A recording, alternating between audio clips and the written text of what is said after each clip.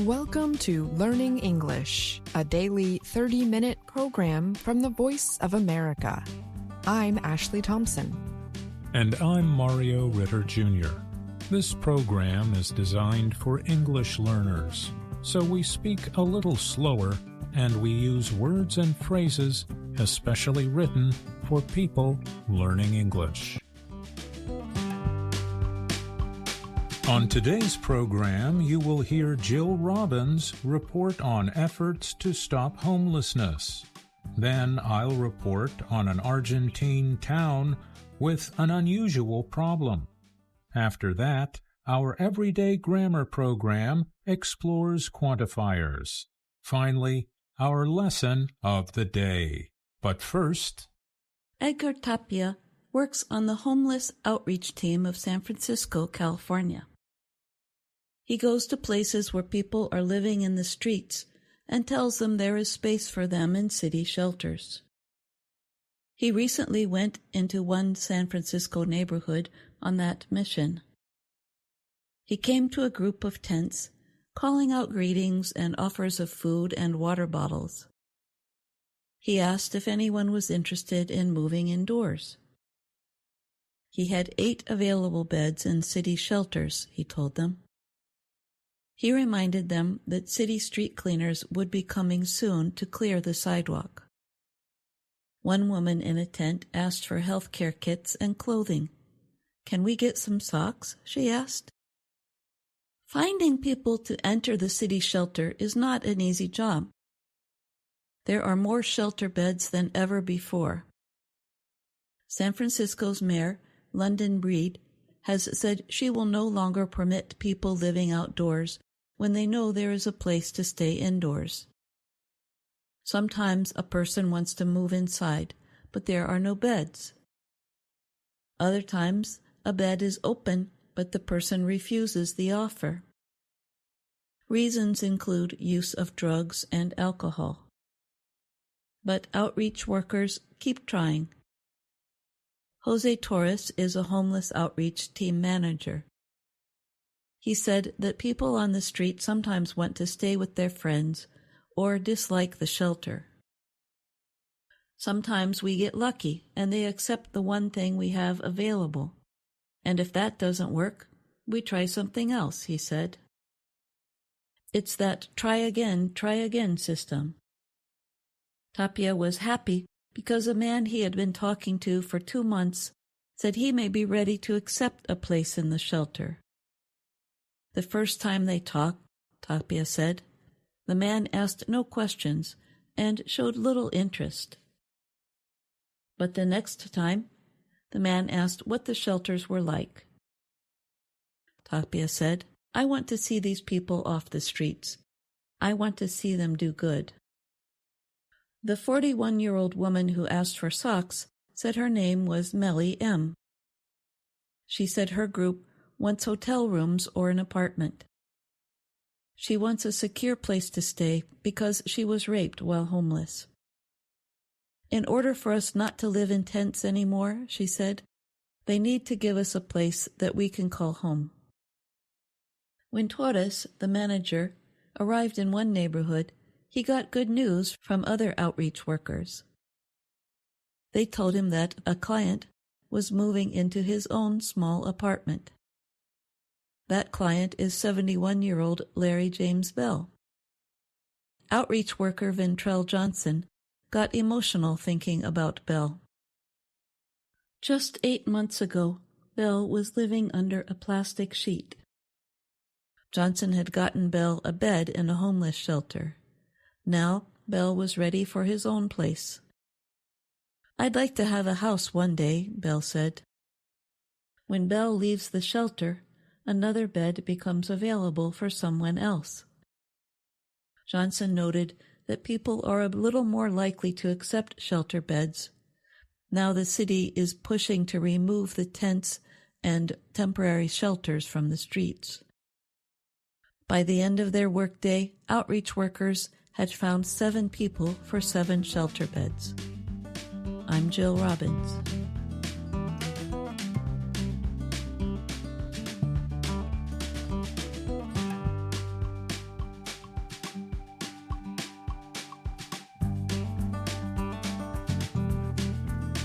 The Argentine town of Hilario Ascasubi, near the country's Atlantic coast, has a problem not many places have ever had.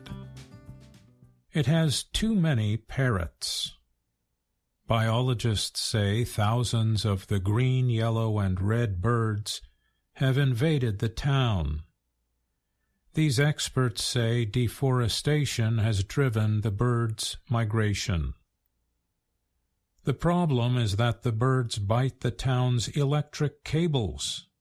This is causing electricity outages. People living in the town are also unhappy about the birds' noise-making and the birds' droppings, or waste that is getting everywhere. Diana Lera is a biologist. She said much of Argentina's forest land has been lost over the years. As a result, the parrots are going into the cities. The hillsides are disappearing, and this is causing them to come closer to the cities to find food, shelter, and water, Lara said. In the past few years, the parrots have started to arrive in the autumn and winter to seek refuge. Local people say, at times, there are up to 10 parrots for each of the town's 5,000 human inhabitants. Only during the summer do the birds migrate south to the cliffs of Patagonia for breeding season. Images show hundreds of birds perched on electric cables, buildings, and churches.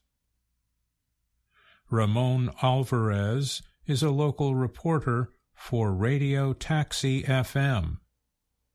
About the parrots, he said, "They bite and damage the cables. Water can get into the wires when it rains. That affects Alvarez directly. It goes without saying that when the power goes out, there is no radio," he said. The locals have tried different methods to scare away the birds, such as noise and even laser light, but nothing has worked. "We need to start to restore our natural environment," Lara said.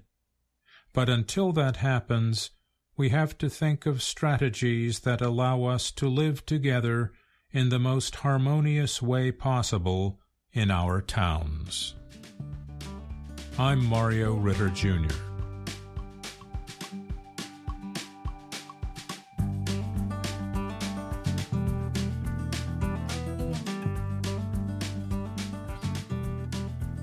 For VOA Learning English, this is Everyday Grammar. Today, we are going to talk about different ways of expressing quantity in English. A quantifier is a word or number that shows an amount or number. You probably already know how to use common quantifiers like much and many. For example, How many apples would you like? How much fruit would you like? the quantifier many is used before apples, which is a count noun. Much is used before fruit, a non-count noun. Make sure you understand the difference between count nouns and non-count nouns before you study quantifiers. You can learn about count and non-count nouns in last week's episode of Everyday Grammar. Quantifiers are adjectives and adjective phrases that go before nouns. They give information about how much or how many of an item you are talking about. Some quantifiers, like many, go only before count nouns. Others, like much, go only before non-count nouns. And a few quantifiers can go before count or non-count nouns. 1, each, and every are examples of count noun quantifiers. Here are some examples. One movie that I enjoy is The Godfather. Each child is special. Every member of the country club is rich. With plural count nouns, just add of the between the quantifier and the noun it describes. One of the boys is from China. Each of the cars has air conditioning. Every one of the students is smart.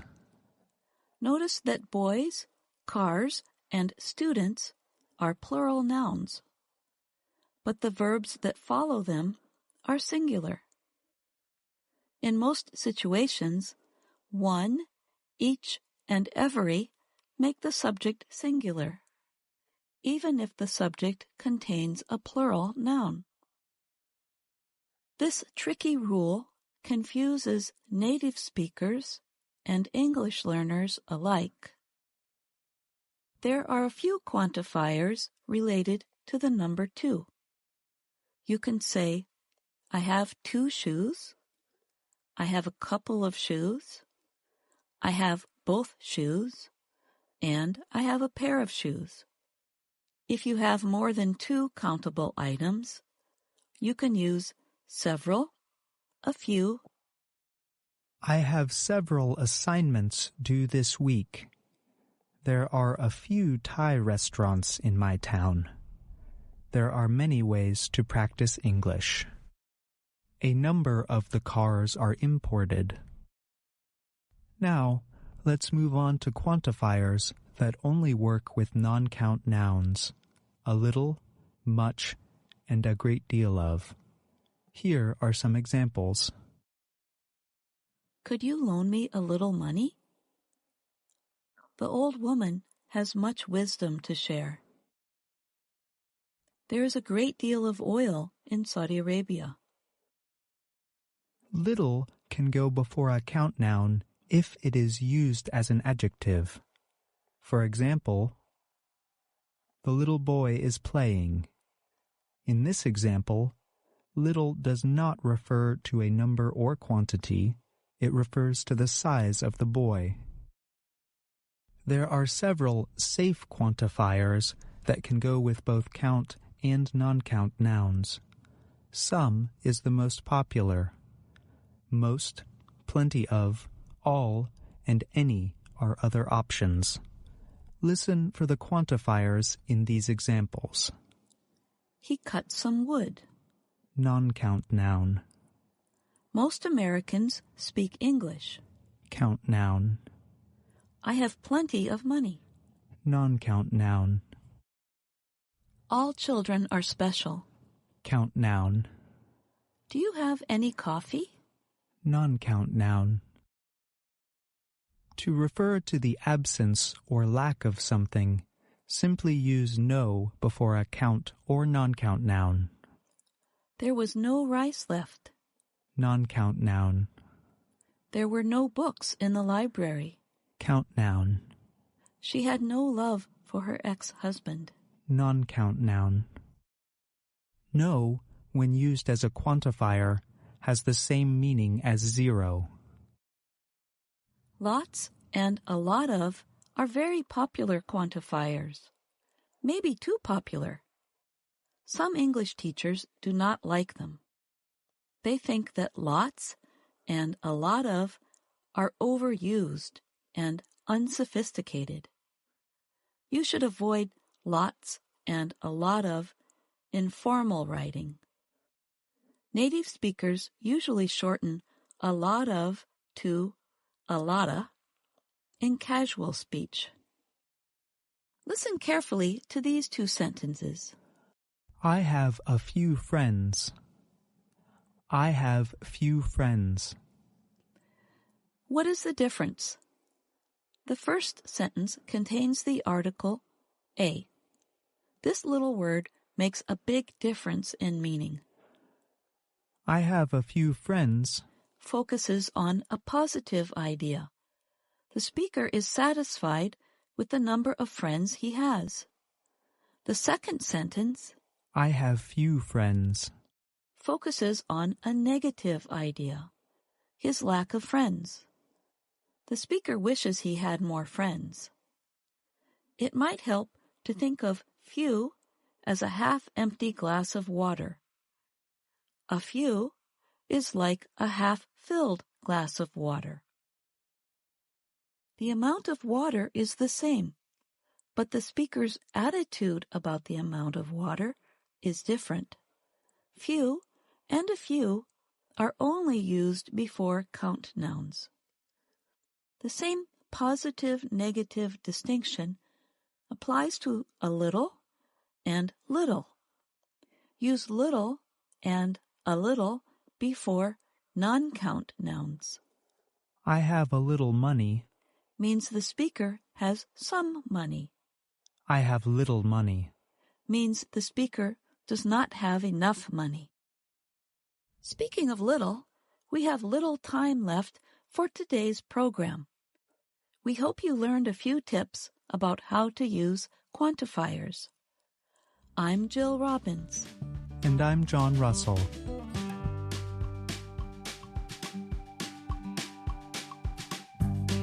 You just heard Everyday Grammar on the VOA Learning English podcast. We have John here with us to tell us more about today's subject. Welcome, John. Thank you. It's great to be here. Today's subject is quantifiers. Quantifiers show the amount or number of a noun. They give information about how much or how many. John, this particular everyday grammar is from some time back. Is that right? That's right, Mario. And while Jill and I read it, we did not write the report. Well, that gives us a chance to revisit it a little. You're right. I think our listeners would probably like to know more about the advice about the quantifier a lot of. Could you tell us more? Sure. A lot of is a quantifier meaning a fairly large amount or number. It is actually in the VOA Learning English word book. The noun lot has deep roots in Old English. As a noun, it can describe a specific piece of land or a shipment of a product. But it can also be used to quantify almost anything. It is really useful in a lot of situations. It can be used in formal language sometimes when describing an amount that is definite but not easily quantified with numbers. Well, that brings me to another word that our listeners might not know or use: sophisticated. Could you explain that word? It sounds complicated. No problem, Mario. Sophisticated is an adjective that means complex, fashionable, or having a lot of knowledge. People who describe themselves as sophisticated usually have a positive feeling about the word. But words linked to it are less positive. For example, a sophist is a person who makes complex arguments aiming to sound highly educated and wise. The word sophism describes an argument that sounds smart and believable, but that is in fact false and possibly meant to deceive. Wow, I never knew that about the adjective sophisticated. Well, that's all the time we have. Thanks for sharing your thoughts with us today, John. Anytime, Mario. I'm happy to help.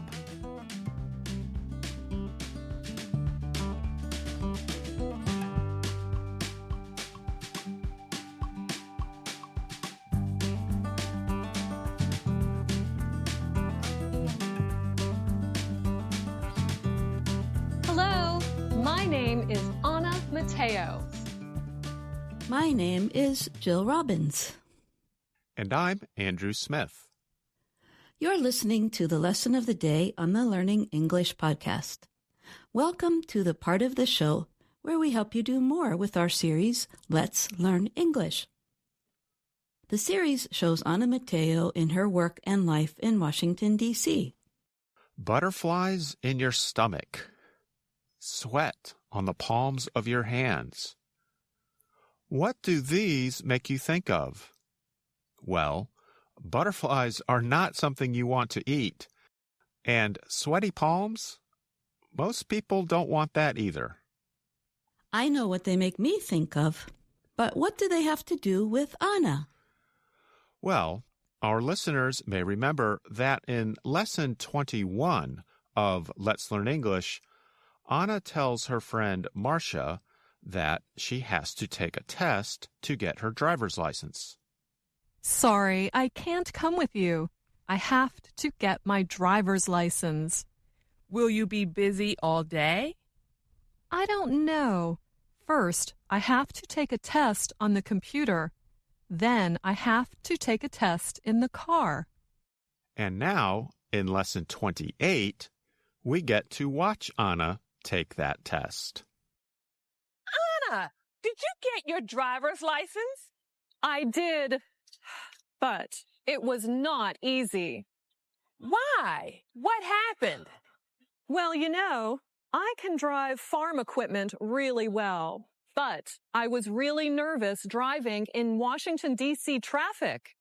Did you pass the test the first time? Well,